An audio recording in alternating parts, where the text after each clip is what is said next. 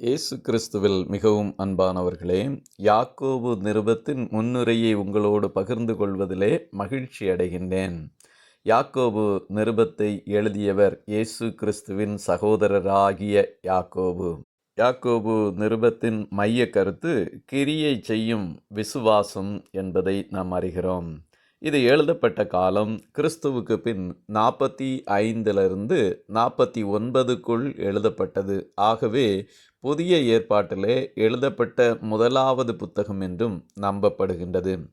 5 அதிகாரங்களையும் 108 வசனங்களையும் கொண்டதாக இது காணப்படுகின்றது.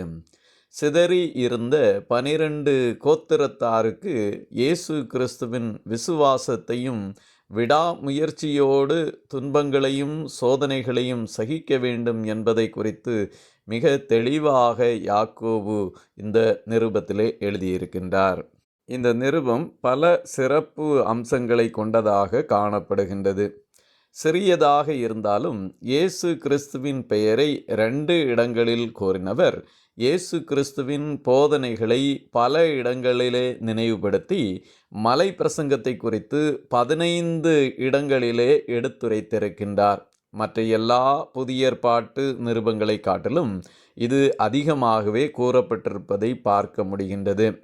இந்த நிருபத்தில் உள்ள 108 வசனங்களில் பாதிக்கு மேல் கட்டளைகளாக அமைந்திருக்கின்றது.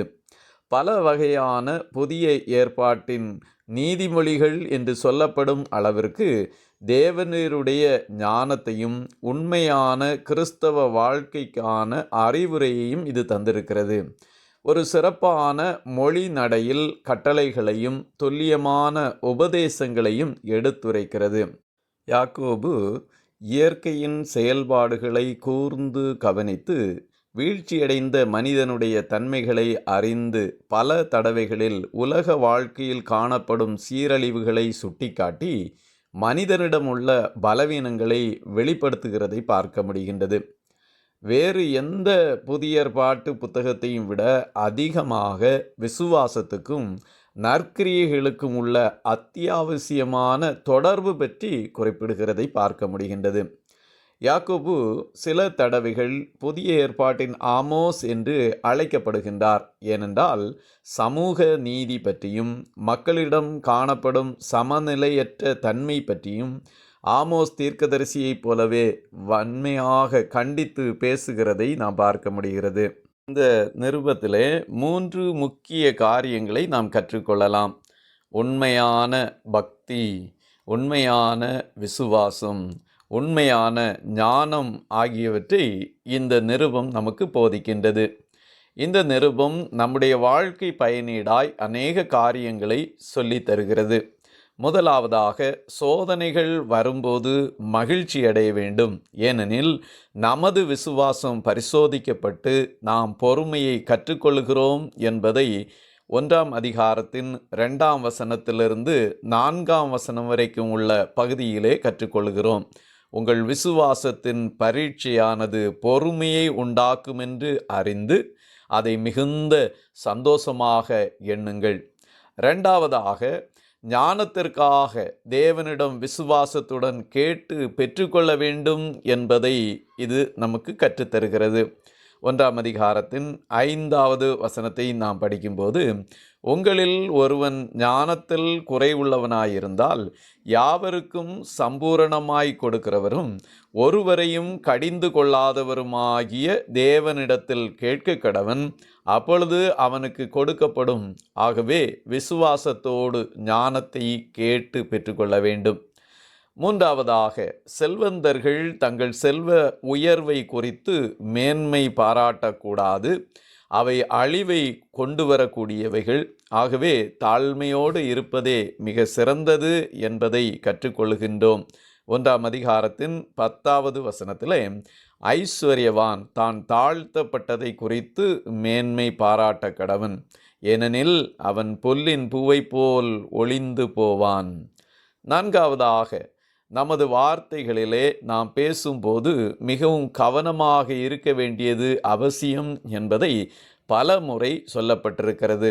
1ஆம் அதிகாரம் 19வது வசனம், 26வது வசனம், 3ஆம் அதிகாரம் 1லிருந்து 18ஆம் வசனம், 4ஆம் அதிகாரம் 11லிருந்து 16ஆம் வசனங்கள் நம்முடைய பேச்சுக்களிலே கவனமாய் இருப்பதை குறித்து சொல்லப்பட்டிருக்கிறது.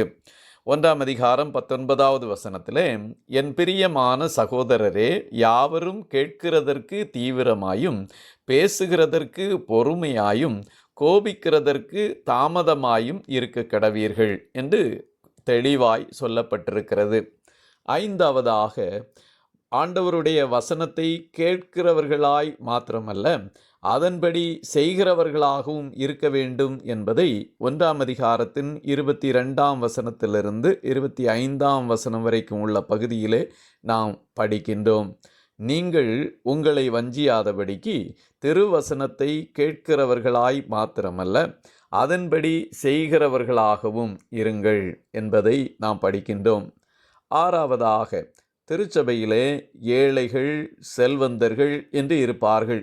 ஒருவருக்கொருவர் பாரபட்சம் காட்டுவது தவறு என்பதை 2ஆம் அதிகாரம் 1ஆம் வசனத்திலிருந்து 9ஆம் வசனம் வரைக்கும் உள்ள பகுதியிலே சொல்லப்பட்டிருக்கிறது.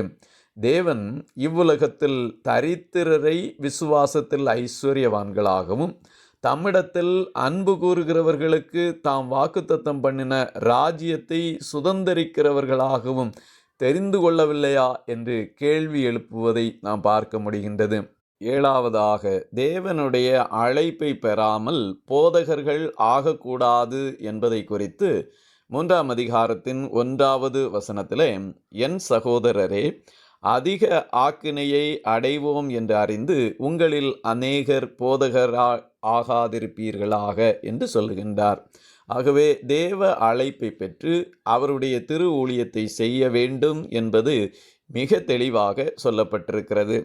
8ஆவதாக, பிறருடன் சண்டையிடுதலை தவிர்க்க வேண்டும் என்பதை குறித்து 4ஆம் அதிகாரத்தின் 1, 2ஆம் வசனங்களிலே குறிப்பிடப்பட்டிருக்கிறது. நீங்கள் இச்சித்தும் உங்களுக்கு கிடைக்கவில்லை, நீங்கள் கொலை செய்தும் பொறாமை உள்ளவர்களாயிருந்தும் அடையக்கூடாமற் போகிறீர்கள், நீங்கள் சண்டையும் யுத்தமும் பண்ணியும் நீங்கள் விண்ணப்பம் பண்ணாமல் இருக்கிறதினாலே உங்களுக்கு சித்திக்கிறதில்லை என்று சொல்லியிருக்கின்றார். ஆகவே நாம் பிறருடன் சண்டையிடுதலை தவிர்க்க வேண்டும் என்பதை கற்றுக்கொள்ளுகின்றோம். 9ஆவதாக, யாருக்காக வாழுகிறோம், எதற்காக வாழுகிறோம் என்ற தெளிவு நமக்கு இருக்க வேண்டும். உலக மக்களுக்காகவும் உலக பொருட்களுக்காகவும் நாம் வாழக்கூடாது. தேவனுடைய ராஜ்யத்திற்காகவும் அவருடைய அரசாங்கத்திற்காகவும் நாம் வாழ வேண்டும் என்பதை தெளிவாய் நாம் கொள்ள வேண்டும் என்பதை 4ஆம் அதிகாரம் 4வது வசனத்திலே கற்றுக்கொள்ளுகின்றோம். விபச்சாரரே, விபச்சாரிகளே, உலக சிநேகம் தேவனுக்கு விரோதமான பகை என்று அறியீர்களா? ஆகையால் உலகத்துக்கு சிநேகிதனாயிருக்க விரும்புகிறவன் தேவனுக்கு பகைஞனாய் இருக்கிறான். நாம் ஆண்டவருக்கு பிரியமாய் அவருக்கு சிநேகிதர்களாய் அவருடைய ராஜ்யத்திற்கென்றும் அவருக்கென்றும் வாழ அழைக்கப்பட்டவர்கள் என்பதிலே உறுதியாய் இருக்க வேண்டும். 10ஆவதாக, ஆண்டவர் பெருமை உள்ளவர்களுக்கு எதிர்த்து நிற்கிறார் என்பதையும் தாழ்மை உள்ளவர்களுக்கு கிருபை அளிக்கிறார் என்பதையும் 4ஆம் அதிகாரம் 6வது வசனத்திலே கற்றுக்கொள்கின்றோம். ஆனபடியினாலே உலகத்தில் உள்ள எந்த பொருட்களையும் குறித்தும் எதை குறித்தும் பெருமை பாராட்டாதபடி நாம் கர்த்தருக்கு முன்பாக தாழ்மை உள்ளவர்களாய் வாழ வேண்டும் என்பதை கற்றுக்கொள்ளுகின்றோம். 11ஆவதாக, இயேசு கிறிஸ்து நமது சார்பில் பிசாசின் மீது வெற்றி அடைந்து விட்டார். ஆகவே அவருடைய பரிசுத்த நாமமாகிய இயேசு கிறிஸ்துவின் நாமத்தினாலே பிசாசை நாம் எதிர்த்து பிசாசை ஓட வைக்க முடியும் என்பதை கற்றுக்கொள்ளுகின்றோம்.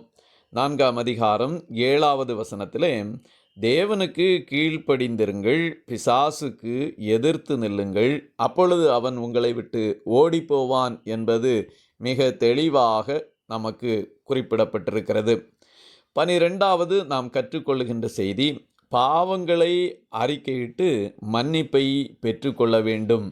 4ஆம் அதிகாரம் 8வது வசனத்திலே, தேவனிடத்தில் சேருங்கள், அப்பொழுது அவர் உங்களிடத்தில் சேருவார். பாவிகளே, உங்கள் கைகளை சுத்திகரியுங்கள், இருமனமுள்ளவர்களே, உங்கள் இருதயங்களை பரிசுத்தமாக்குங்கள். ஆகவே பாவத்தை அறிக்கையிட்டு விட்டுவிட்டு மன்னிப்பை பெற்றுக்கொள்ள அழைக்கப்பட்டோம். 13வது, மற்றவர்களுக்கு விரோதமாக பேசுவதை நாம் தவிர்க்க வேண்டும் என்பதை 4ஆம் அதிகாரம் 11வது வசனத்திலே கற்றுக்கொள்கிறோம். சகோதரரே, ஒருவருக்கொருவர் விரோதமாய் பேசாதிருங்கள்.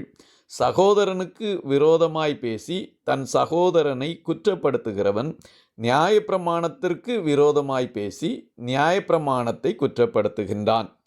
நியாயப்பிரமாணத்தை குற்றப்படுத்துவாயானால் நீ நியாயப்பிரமாணத்தின்படி செய்கிறவனாய் இராமல் அதற்கு நியாயாதிபதியாய் இருப்பாய். ஆகவே நாம் நம்முடைய சகோதரர்களுக்கு விரோதமாக பேசுவதை தவிர்க்க வேண்டும் என்பதை கற்றுக்கொள்ளுகின்றோம். 14வதாக, ஆண்டவராகிய கர்த்தரை சார்ந்து வாழ்வதை நம்முடைய வாழ்க்கையின் சொற்களினாலும் செயல்களினாலும் நாம் வெளிப்படுத்த வேண்டும்.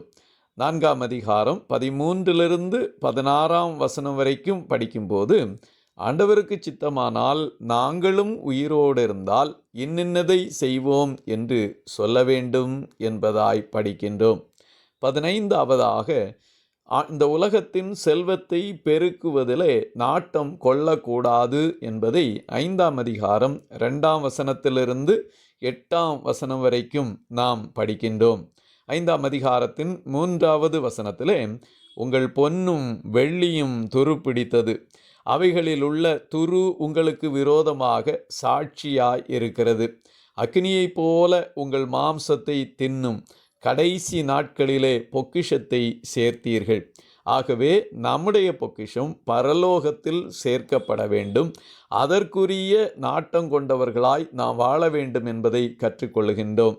16வதாக, இந்த உலகத்திலே வாழும்போது பொறுமையோடு வாழ வேண்டும் என்பதை 5ஆம் அதிகாரத்தின் 9ஆம் வசனத்திலிருந்து 11ஆம் வசனம் வரைக்கும் உள்ள பகுதியிலே கற்றுக்கொள்கின்றோம். 5ஆம் அதிகாரம் 11வது வசனத்திலே, இதோ பொறுமையாயிருக்கிறவர்களை பாக்கியவான்கள் என்கிறோமே, யோபின் பொறுமையை குறித்து கேள்விப்பட்டிருக்கிறீர்கள், கர்த்தருடைய செயலின் முடிவையும் கண்டிருக்கிறீர்கள். கர்த்தர் மிகுந்த உருக்கமும் இரக்கமும் உள்ளவராயிருக்கிறாரே. ஆகவே உலகத்திலே வாழும்போது பொறுமையோடு வாழ வேண்டும் என்பதை நாம் கற்றுக்கொள்ளுகின்றோம். 17வது, சத்தியம் செய்வது, ஆணையிடுவது தேவையற்றது, எப்போதும் உண்மையே பேச வேண்டும் என்பதை 5ஆம் அதிகாரம் 12ஆம் வசனத்திலிருந்து கற்றுக்கொள்ளுகின்றோம்.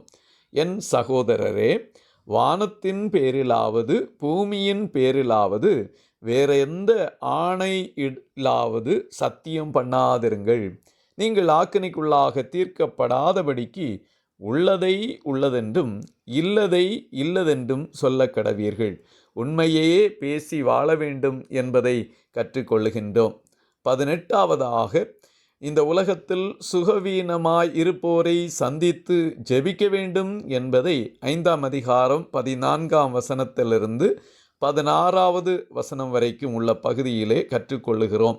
ஒருவருக்காக ஒருவர் ஜெபம் பண்ணுங்கள், நீதிமான் செய்யும் ஊக்கமான வேண்டுதல் மிகவும் பலனுள்ளதாய் இருக்கிறது என்பதாக படிக்கின்றோம். 5ஆம் அதிகாரம் 20வது வசனத்திலே ஆத்தும ஆதாயம் செய்ய தவறக்கூடாது என்பதை கற்றுக்கொள்ளுகின்றோம். தப்பிப்போன மார்க்கத்தினின்று பாவியை திருப்புகிறவன் ஒரு ஆத்துமாவை மரணத்தினின்று ரட்சித்து திரளான பாவங்களை மூடுவானென்று அறிய கடவன். ஆகவே ஆத்தும ஆதாயம் செய்கிறவர்களாக காணப்படுவோம். கர்த்தராகிய ஆண்டவர் யாக்கோபு நிருபத்தின் மூலமாக நமக்கு கற்றுத்தருகின்ற அனைத்து சத்தியங்களையும் கற்று வாழ்க்கையிலே பின்பற்றி ஆண்டவருடைய ராஜ்யத்தின் சுதந்திரவாளிகளாய் மாறுவதற்கு ஆண்டவராகிய கர்த்தர் நமக்கு உதவி செய்வாராக. ஜெபத்தோடு இந்த நிருபத்தை நாம் கற்றுக்கொள்வோம். கர்த்தர் உங்களை மென்மேலும் ஆசீர்வதிப்பாராக. ஆமேன், ஆமேன், ஆமேன்.